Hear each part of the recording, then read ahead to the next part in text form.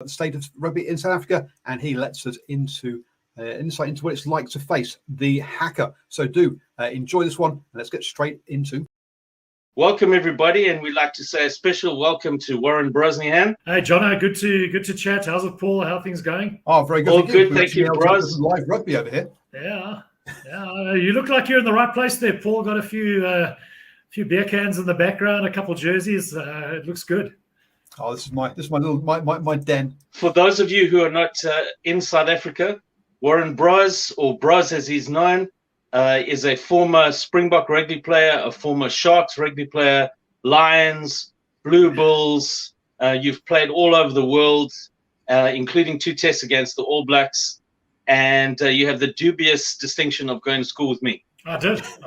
Yeah. So rugby's been good to me. It's just such an amazing sport, and to be talking to New Zealand just shows the I know we've got a South African sitting there as well, and there are a couple of them there, but just to the link of rugby and the way you make friends throughout the world is just amazing, and just great to be chatting to a nation such as New Zealand, and a place that I'm very fond of and got very good memories of my times traveling there, playing rugby for the various teams.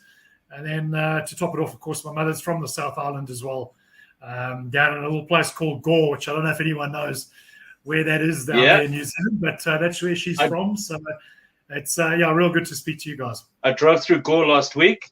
South Island is incredibly beautiful. Bros, you're a commentator for SuperSport, both color commentary and in the studio, very involved in rugby coverage. So the first question I have to ask you, with all that's going on in the Springbok rugby realms and all the controversy, what's a look that you used to have when you were young that you regret? You've just flipped it. The look. Well, I suppose the hair's thinning. It's a lot grayer.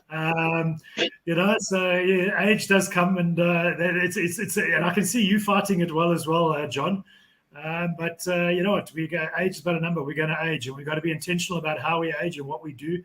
The company we keep, the things that we do to occupy ourselves, and it's these are important things. And to be involved with SuperSport is fantastic for me. It's never thought that I'd be involved as a commentator or in rugby beyond playing. And it's been a real honor to do so. And obviously we did quite a bit of coverage, and I think we're going to chat about it, with the European Championship in South Africa, going up there and playing in the URC.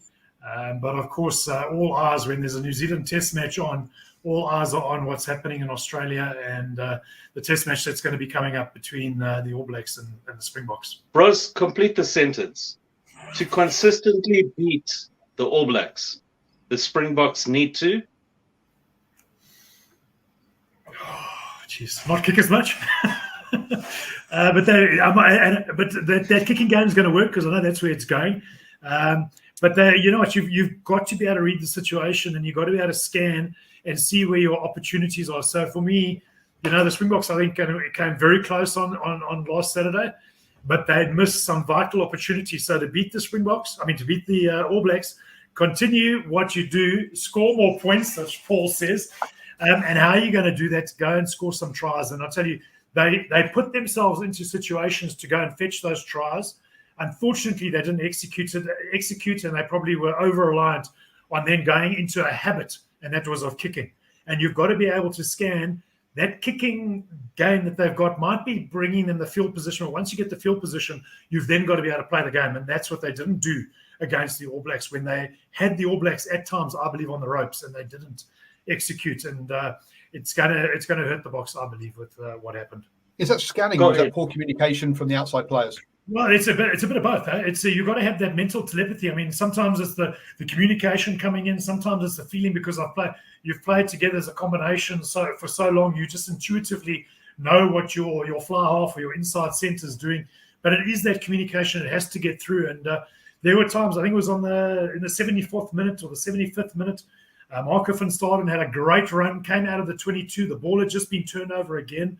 They got themselves in a good field position, played all the way down to the 10-yard halfway line.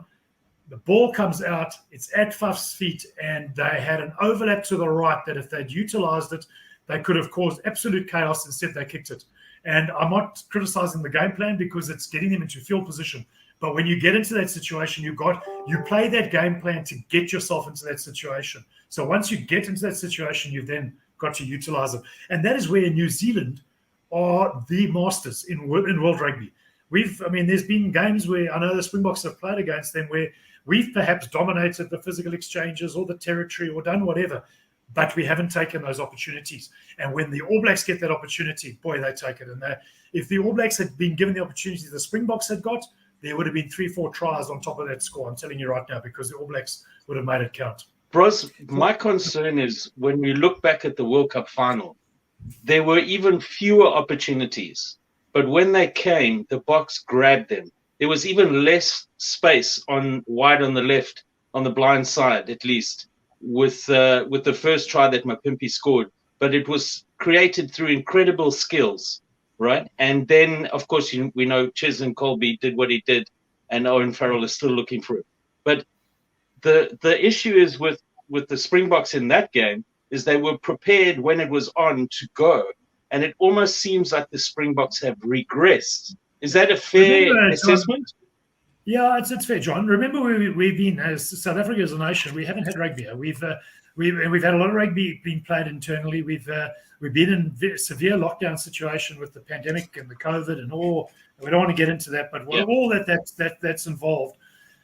So the Boks haven't been out there playing, and they went into that British and Irish Lions series.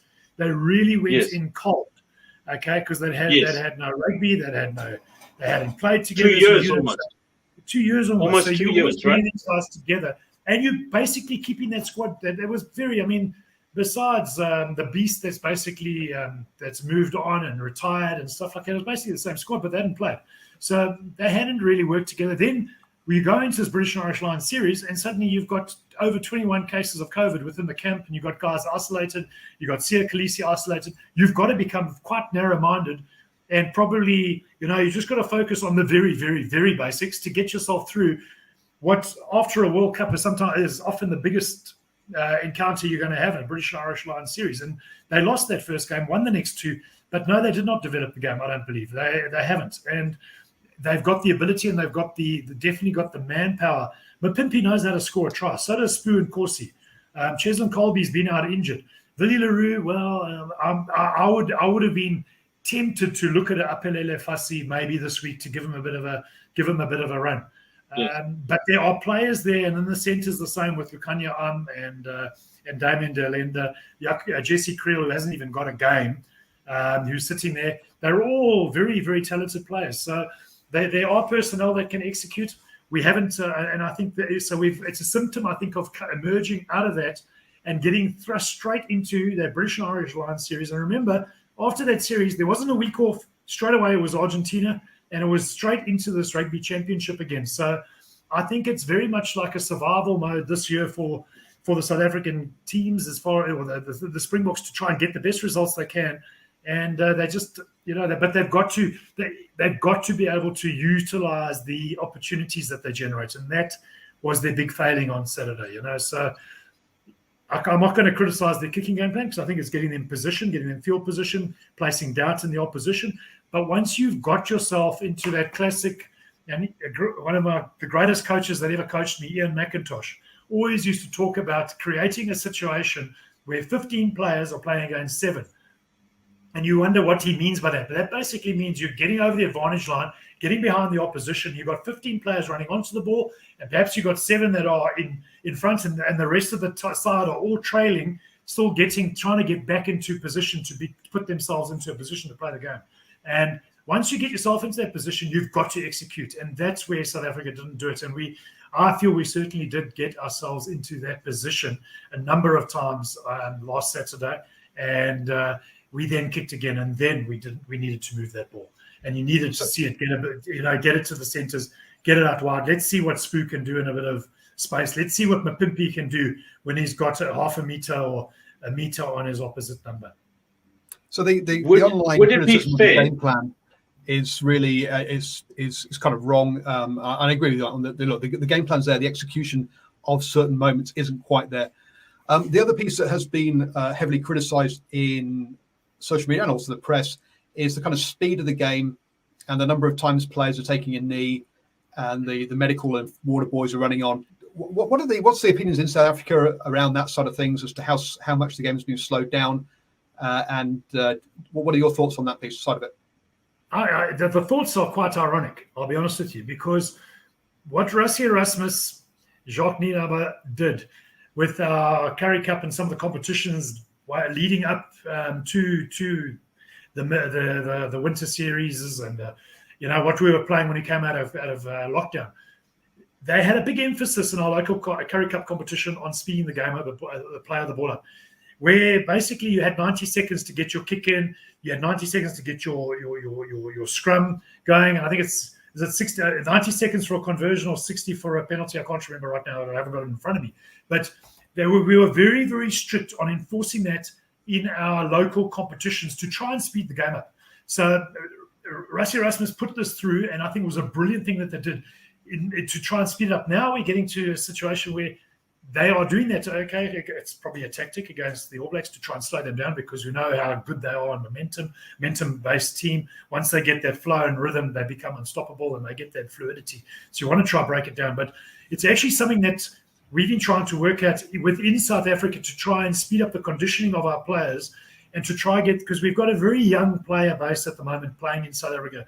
And you're going to get onto it, I'm sure, later. A lot of our players are playing offshore, playing out in Europe somewhere, playing in Japan. And to speed that play of the ball, play the scrum, so they don't take time when they set.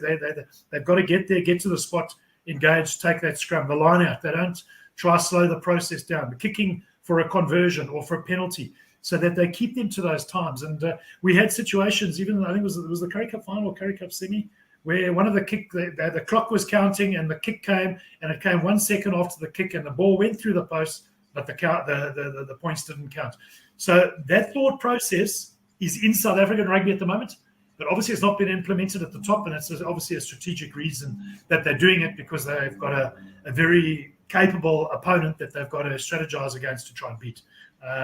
So it's something we're seeing in South Africa. We are trying to speed the game up, and I'm all for it, because I believe it's better. We want our players better conditioned. We want them to have better aerobic conditioning.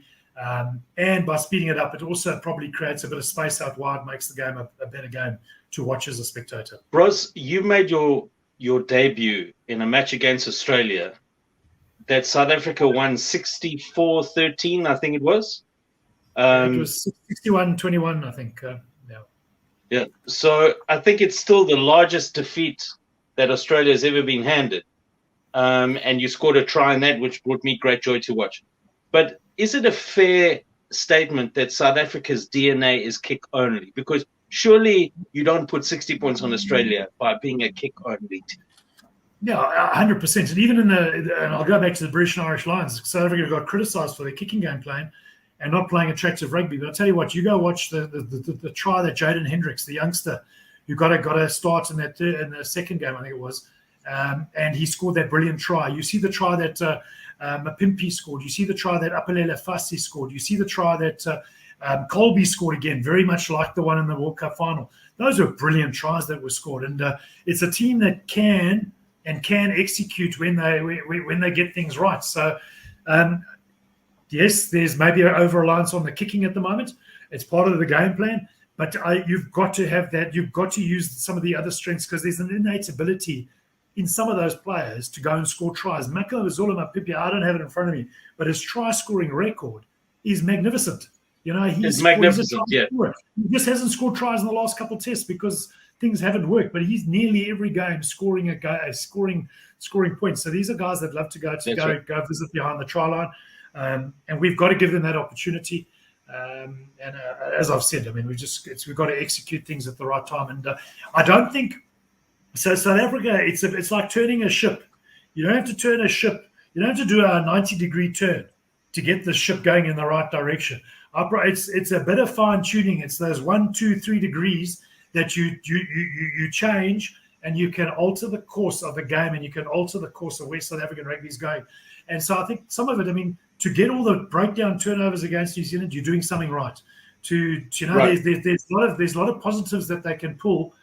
And we obviously are talking about the negatives with the kicking game plan, but I believe that they've got. I just hope this Saturday, when they get the opportunity, they execute and are able to get that ball into space and show the world that some of these players can run at the ball and know exactly what to do with the ball when they get it. Yeah, I just brought up Mpimpi's record there. So 16 tries from 18 games. As you say, he's a try scorer. Absolutely. Yeah, 16. I mean, that's what he does. And Paul, not only that, if we go to our local competitions, when he was playing in our local competitions, he was scoring at that same rate. It's not just happening at Test rugby the whole time. He's got that knack. Sometimes it looks easy, but players with immense skill and class have a habit of putting themselves in the right place to get that offload and go score the try. This try that he scored in the World Cup final was both beautiful, silky hands, but the most delicate chip at full speed that he put in that helped create that try was superb. Bros, you brought up these young players that are playing in South Africa, and Paul pulled some stats for us showing that more than half of the current Springbok squad play their regular rugby outside of South Africa. What do you think the effect has been of Rassie scrapping this 30 test rule when it comes to selection? Well, I think he had to. He was in a situation where, the strength of our currency, the rand is not strong. We've got our players being poached from schoolboy level now. Back in my day, I always say your day, when I was playing, it basically happened towards the tail end of your career, and maybe you played, 4 or 5 or 6 seasons of Super Rugby. You'd played 2 or 3 seasons of national rugby, and then towards the tail of your career, you went overseas, played in Europe, signed up with Saracens or one of the Irish clubs or one of the French clubs, and you go play a little bit of rugby. That's not happening in our country, and I don't know if New Zealand is affected to the same effect. But we're getting our schoolboys literally being poached at the moment. We've got French rugby clubs that are partnering with some of our top schoolboy producing rugby schools, where they're pulling players over before they've even got into our under-20 system. They're pulling the players over there. So I think we were on a bit of a hiding to nothing, and Rassie had to make a call because with our currency devaluing, the strength of the euro, the strength of the yen, the strength of the pound, these players were being lured over. And then we see a lot of our players, and I know this happens to New Zealand as well, especially a country like Scotland and places like that, but a lot of our players playing for teams in Europe. So I think he was damned if he did, damned if he didn't. It's changed the profile of our players in our country. I think our average age, if you go to all our franchises, is really young. And I don't have the number out of my head, but I mean it's probably pushed below 25 as an average age, whereas before you'd be sitting 28 or so. So it's been pushed down, and a lot of the players are going. So either you let them all go, and then the South African team gets depleted because when you can only pick from that's within South Africa, play a rugby career. Sometimes you're blessed and you can have a 10-year career. Other times it's a short, you're in and out, and it's over and done with. You get an injury, you never really regain your fitness levels. So it's controversial. We see, a country like Wales even has got that 60 cap rule or law that they've got, which has affected certain of their players. So yes, we've got a lot of our players playing overseas. I think you had to allow these guys to come back in order to keep our national side strong. Because if our national team is not strong, then what happens? Then it's not. You've got to have that aspirational value with our youngsters coming through the processes, coming through schoolboy. They've got to have something. You've got to have someone saying, "Hey, I want to be like," and whether it's Damien Delendi or whether it's even Etzebeth, hard to be like him because you've got to be 2 meters 6 and 123 kgs and biceps that deserve a postal code because they're so big. But you want these aspirational guys, and now if they're overseas and they can't play in South Africa, it's tough. So the other thing is to maintain the integrity of our local competition as well, so that it remains strong. So we've gone into this European Rugby Championship. 4 of our teams have gone up, and it was a bit of a rude awakening for some of these teams. With the first week of rugby this week, only one of them won, and our strong side didn't look great against Leinster, the Bulls. But I think they're going to improve in these youngsters. Some of them have got 10, 15 caps, and they're still young. The only one that's bucking the trend is the Bulls, because Jake White padding that team and putting back a few of the older stalwarts. Your Bismarck du Plessis suddenly arrived. He's brought back your Han Goos, not actually that old. He's 27 years of age, but he's been brought back. Arno Botha has been brought back, and Marcel Coetzee has been brought back. So that Bulls team, Jake knows the value of having some old heads in the shed or in the dressing room. It's very important.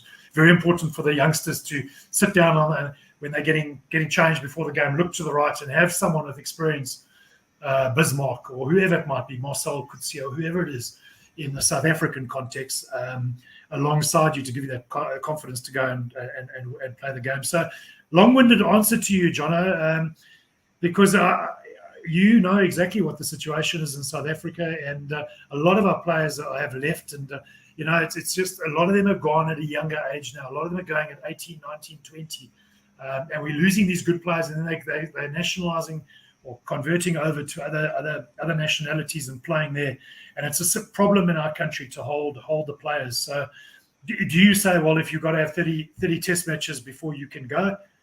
Well, you might sit in a situation then where you've got no players in South Africa, that you've got all the youngsters, and that's not going to work either. So it's a tough call, and whether it's right or wrong, only history will judge that one. I think it's also fair to the situation to explain to those who are listening to us that, especially for New Zealanders, that it's not comparing apples with apples, because the New Zealand currency is very strong in open trading in the world markets, right? But the South African currency is grossly undervalued. So its buying power in South Africa is much, much stronger than what you actually purchase it for.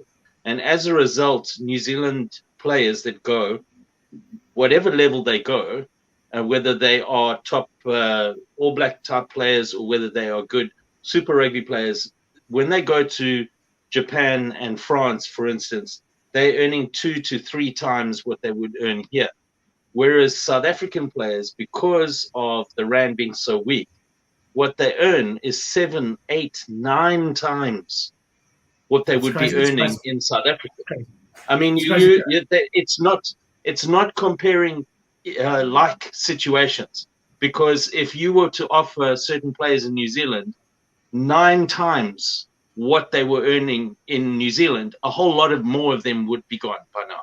So getting back to the Ultimate Rugby Championship, Bros, do you, and we've put some of these results up, do you see South Africa adjusting these young players that are now fronting up to some of the best teams in Europe? I do. I think there's going to be a steep learning curve. It has to be a steep learning curve. You go through a lot of these teams. I know the 2 top teams there, the 2 Italian teams, Zebra and Benetton.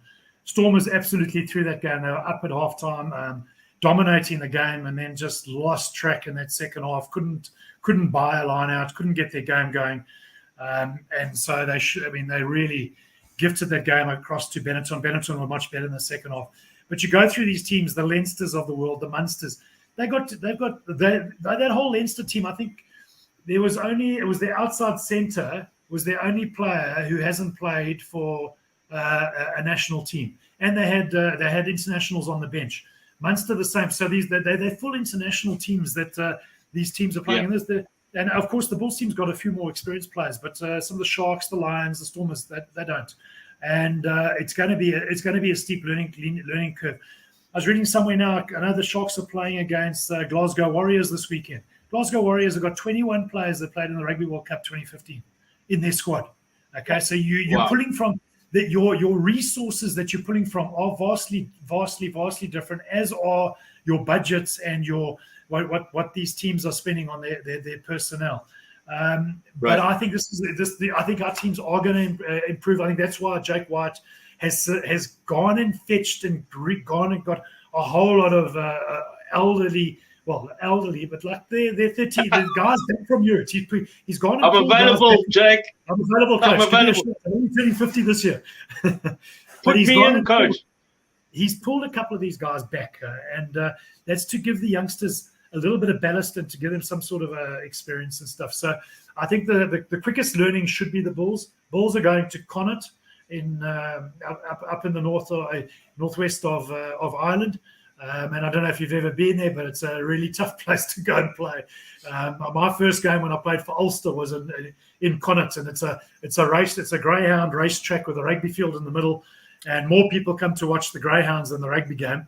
And the wind and the weather. I mean, I've never played.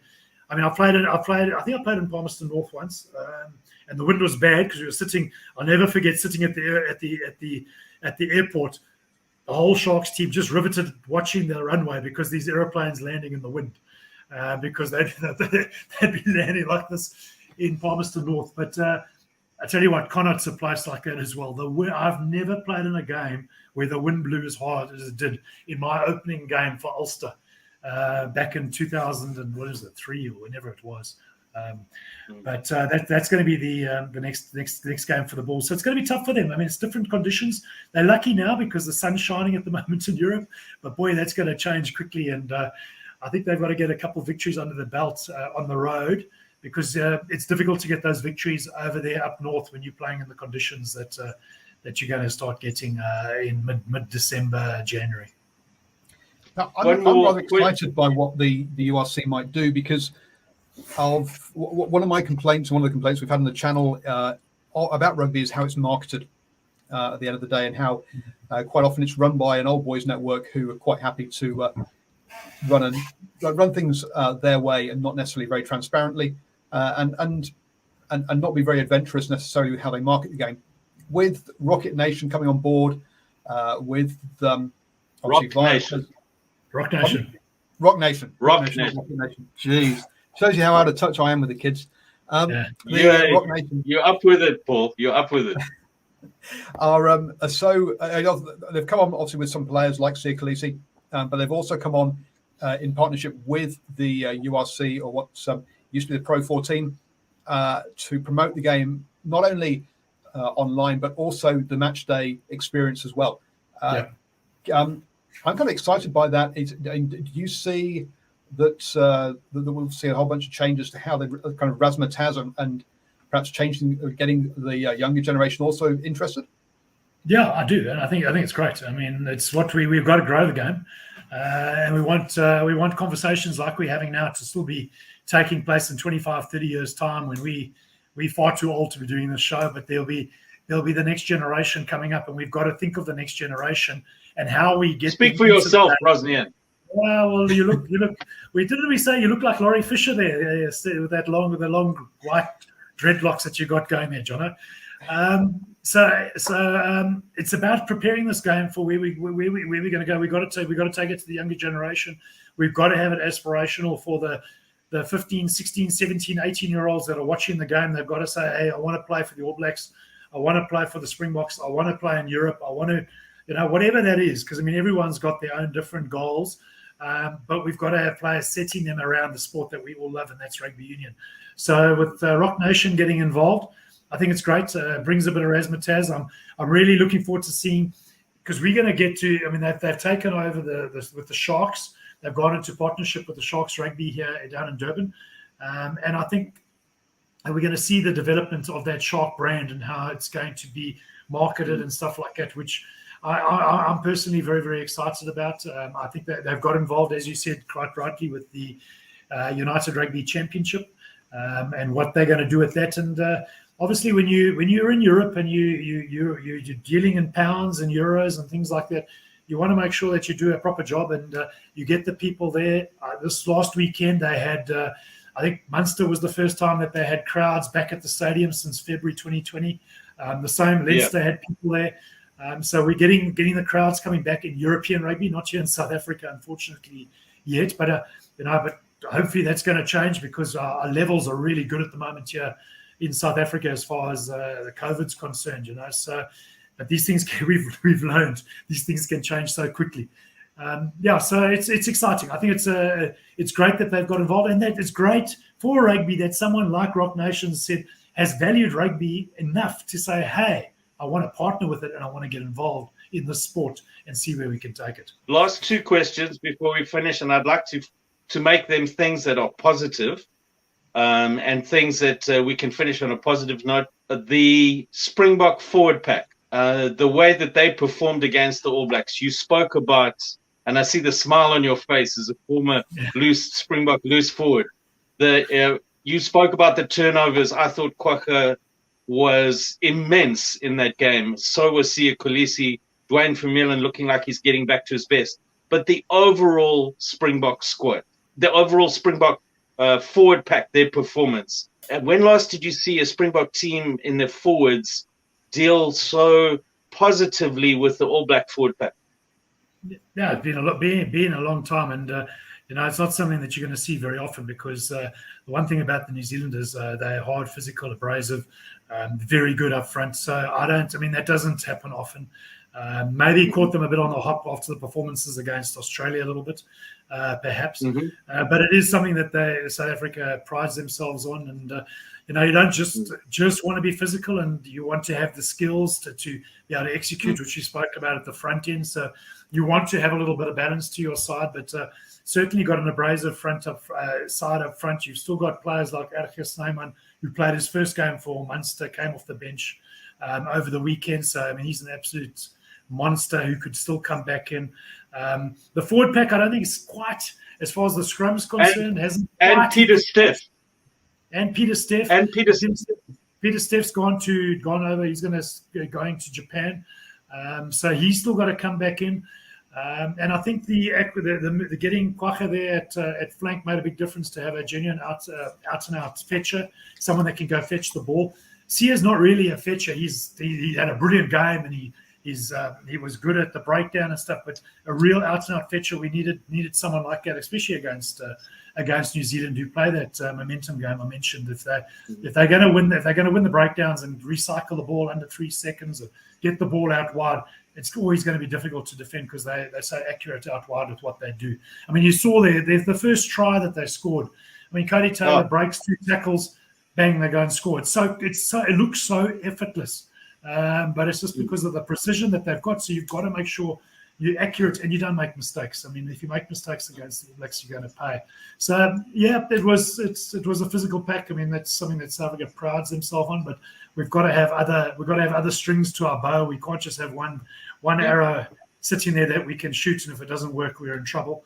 But it's got to be. The game never really changes, no matter whether we play it now in 2020, or we played it in 2000, or we played it in 1980. You've got to win the physical exchange. You've got to win the contact point.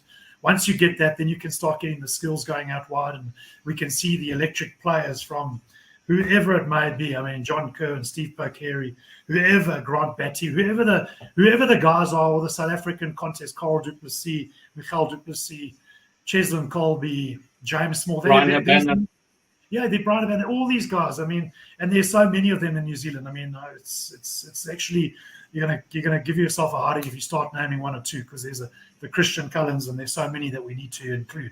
So you've got to win it up front first. You've got to win that collision. So you've got to win it at scrum, line out, ruck maul, win that collision, get the ball out wide, when the space is there, utilize it. We were able to do that on Saturday against the All Blacks, but we didn't utilize it, and that's where we broke down, I believe. Well, I tell you what, it is good news for Springbok supporters. At least you can look back. Okay, it wasn't on the scoreboard, but you can say that the Springbok pack had dominance at scrum, and you feel they haven't even hit their straps properly yet in the scrum. They had dominance at the lineouts, in the mauls. They had dominance at the breakdown. There is a lot to be enthused about if we play the right game plan. It's far more likely that we can, lose that term, because the Springbok is still dear to my heart. But it's far more likely that South Africa can have some kind of parity with New Zealand if they can have matching forward packs. If you can't do that, then you're nowhere. So, John, I want to temper it always, because you've got to be so humble and realize how good the All Black side is. And when you get a dominant performance like you put, I promise you, this All Black team will bounce back. The fact that the chance of that happening again it's very difficult to repeat. It's actually more is probably better than even being able to do it once, because they respond, and they are the best side in the world at absorbing pressure, and then dishing out the hurt, and being able to come back. And they've got great players in there. I've been very impressed with Todd Blackadder's son. Yeah, I hear you, Chana. Thank you. But I mean, Ethan Blackadder, how good's he been? Audie Severe. There's some really good players there. So it's going to be a titanic struggle again this weekend, and looking forward to watching it. And it would just be great for South Africa, from a South African point of view, to get a victory, because we've lost the last three. We need a victory again. I just want to point out to all the listeners how respectful Bros was, how loath he was to in any way talk about any kind of dominance over the All Blacks, which speaks of the incredible respect that South African rugby followers and former Springbok players like Bros have for the All Black jersey and for New Zealand rugby. And our final question for you, Bros, you have faced the Haka, right? Yeah. Will you share with us what it meant for you as to pull on that green and gold jersey and to stand there and face the Haka? It's simple. I mean, it's what we play the game for. I played the game to stand one day and have that opportunity to face the Haka. That was in my, when I sat down when I was a youngster and I wanted to write my goals. That was one of my goals. I wanted to face that Haka. I mean, it's part of rugby. It's almost, I believe, a sacred part of rugby. And it brings the theatre and spectacle of the game live onto television. It means so much to so many people, and I know it's got huge significance within New Zealand, but even outside of New Zealand, it's just an amazing thing. And to stand in front of it is a rare pleasure, honour. It gets you up for the game. Listen, I do think it's got to help that All Black team before they play, because it brings the whole team together. It provides unity. It's the unity of bringing the 15 or the whole squad, all of them together as one and to form as one. And it's symbolic of what you've got to do on the rugby field. And I mean, for me, the greatest honour is to play against the All Blacks. That you want to measure yourself against the best. That's where I've always held the All Blacks, and you want to play in. And for me, that's the big sadness. I wish the 100th game had been played in Dunedin. You want to play that game in New Zealand. Obviously, we got to do the best we can in the circumstances, and that's fantastic and well done to everyone that's made those decisions. But how good would that game have been had it been played in Dunedin 100 years after the first game? And there's huge history on between the two nations, and it's mutual, and I think a large mutual respect between the two nations, because the two colonies we developed outside of Britain, and we developed ourselves, and we became better rugby players than where the game came from. So it's always good to play against the All Blacks, and I'll never miss an All Black game, and really looking forward to it this weekend. Thank you for your time, Bros. Cheers, guys. It's great to catch up with Warren there, and you can catch our first interview with him where we talk about his entire playing career. The link is in the show notes. Thank you, everybody, and do enjoy the All Blacks versus Springboks this